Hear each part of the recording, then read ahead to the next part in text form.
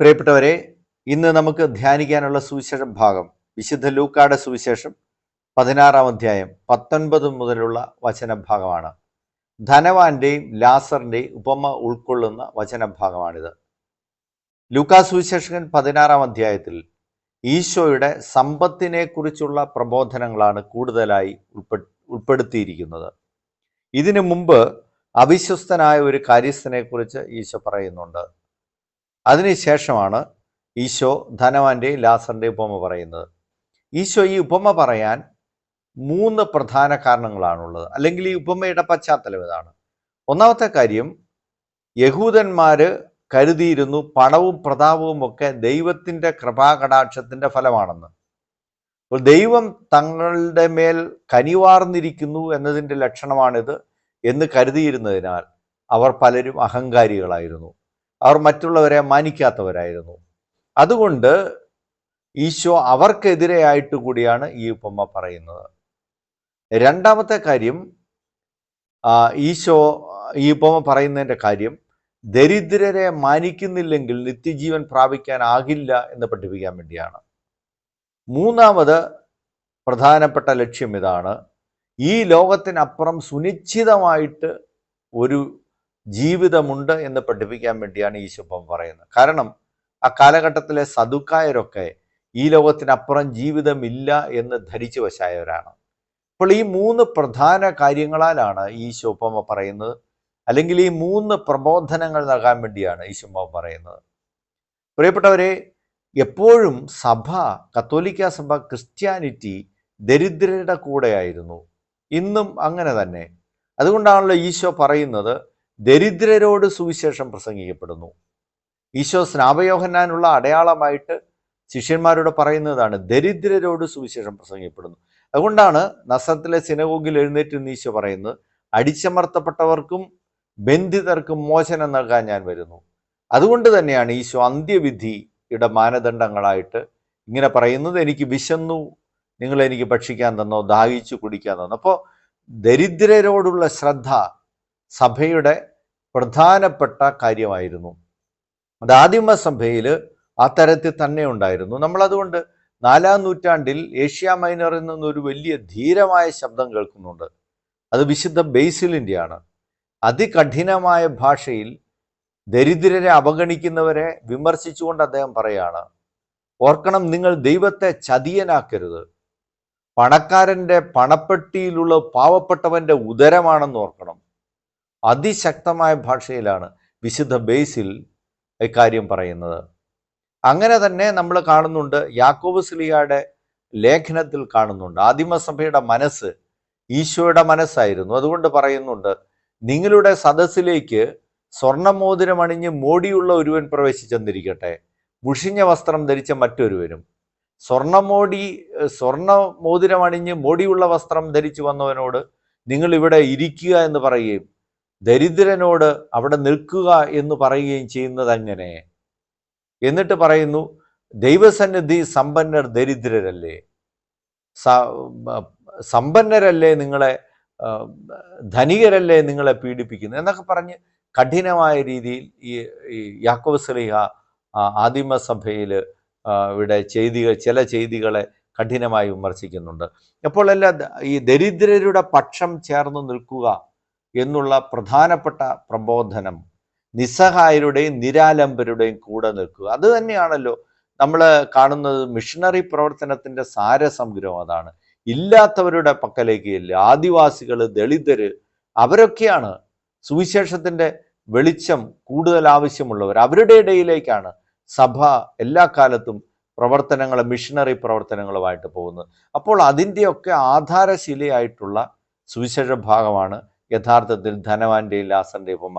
ഈ ഉപമ നമ്മൾ ശ്രദ്ധിക്കുമ്പോൾ നമ്മൾ ഈശോ മനഃപൂർവ്വം മെനഞ്ഞെടുത്ത ഒരു ഉപമയാണ്. അതിതീവ്രമായ ഒരു ഉപമയാണ് ഇതെന്ന് ഓർക്കുക. ഇത് തുടങ്ങുന്നത്, ഒരു ധനവാൻ ഉണ്ടായിരുന്നു, അവൻ ചെമന്ന പട്ടും മൃദുല വസ്ത്രങ്ങളും ധരിക്കുകയും എന്നും സുഭിക്ഷമായി ഭക്ഷിച്ചാനന്ദിക്കുകയും ചെയ്തിരുന്നു. അവൻ്റെ പടിവാതിക്കൽ ലാസർ എന്നൊരു ദരിദ്രൻ കിടന്നിരുന്നു. ഓർക്കുക, ഈശോ പറയുന്ന ഉപമകളിലൊന്നും കഥാപാത്രങ്ങൾക്ക് പേരില്ല. പക്ഷെ ഇവിടെ കഥാപാത്രത്തിന് പേര് കൊടുത്തി ഒരാൾക്ക് മാത്രം, ലാസർ എന്ന ദരിദ്രൻ. ഈ ലാസർ എന്ന വാക്കിൻ്റെ അർത്ഥം ദൈവം തുണയായുള്ളവൻ എന്നാണ്. അപ്പോൾ ദരിദ്രന് ഈശോ പേര് കൊടുക്കുന്നു. ഈശോ പറയുന്നു ദൈവം ദരിദ്രന് തുണയായുണ്ട്. അല്ലെങ്കിൽ വേറൊരർത്ഥത്തിൽ പിന്നീടുള്ള എല്ലാവരോടും ഈശോ പറയാണ് സുവിശേഷം ദരിദ്രർക്ക് തുണയായിരിക്കണം, അല്ലെങ്കിൽ ക്രിസ്ത്യാനിറ്റി ദരിദ്രർക്ക് തുണയായിരിക്കണം. എന്നിട്ട് മുമ്പോട്ട് പോകുമ്പോൾ നമ്മൾ കാണുന്നു അതിദയനീയമായ രീതിയിൽ ഈ ലാസറിനെ ഈശോ കടത്തുകയാണ്. അവൻ്റെ വ്രണത്തിൽ നായ്ക്കൾ നക്കിയിരുന്നു എന്ന് പറയാണ്. എന്നിട്ട് ധനവാന്റെ മേശയിൽ നിന്ന് വീഴുന്ന അപ്പക്കഷ്ണങ്ങൾ കൊണ്ട് വിശപ്പടക്കിയിരുന്നു എന്ന് പറയാണ്. അപ്പോൾ എത്ര തീവ്രമായ രീതിയിലാണ് ഈശോ ഈ ഉപമ വരുത്തി. ഇതിൻ്റെ കോൺട്രാസ്റ്റ് വരുത്താൻ വേണ്ടിയാണ്. അതിൽ നിന്നാണ് ഈശോ സ്വർഗരാജ്യത്തിലേക്കുള്ള തിരിച്ച് നീതി, അല്ലെങ്കിൽ പിന്നീടുള്ള സ്വർഗരാജ്യത്തിൻ്റെ നീതി അവതരിപ്പിക്കുന്നത്. അത് ഭൂമിക്ക് നേരെ ഓപ്പോസിറ്റായി മാറുകയാണ്. അവിടെ അതിദയനീയമായ രീതിയിൽ ധനവാനെ കിടത്തുകയാണ്. എന്നിട്ട് ആരെങ്കിലും ഒരാളെ, സഹോദരന്മാരിൽ ആരെങ്കിലും ഒരാളെ ലാസറിനെ പറഞ്ഞയക്കണമേ എന്ന് പറയുന്നു.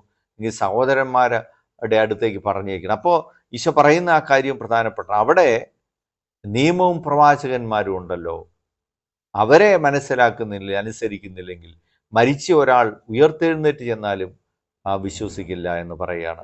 ഈ ഉപമയുടെ മറ്റൊരു പ്രത്യേകത, ഈശോ യാതൊരു കോംപ്രമൈസിനും തയ്യാറാകുന്നില്ല എന്നുള്ളതാണ്. പല പ്രാവശ്യം ഈ ധനവാൻ നരാഗ്നി കിടന്ന് അപേക്ഷിക്കുന്നുണ്ടല്ലോ. അപ്പോൾ പറയും നിങ്ങൾക്കും ഞങ്ങൾക്കും മധ്യേ വലിയൊരു ഗർത്തമുണ്ട്. യാതൊരു തരത്തിലുള്ള കോംപ്രമൈസിനും ഈശോ തയ്യാറാകാത്ത ഒരു ഉപമയും കൂടിയാണ്. അത് ആ തരത്തിലും അതിതീവ്രമാണ്.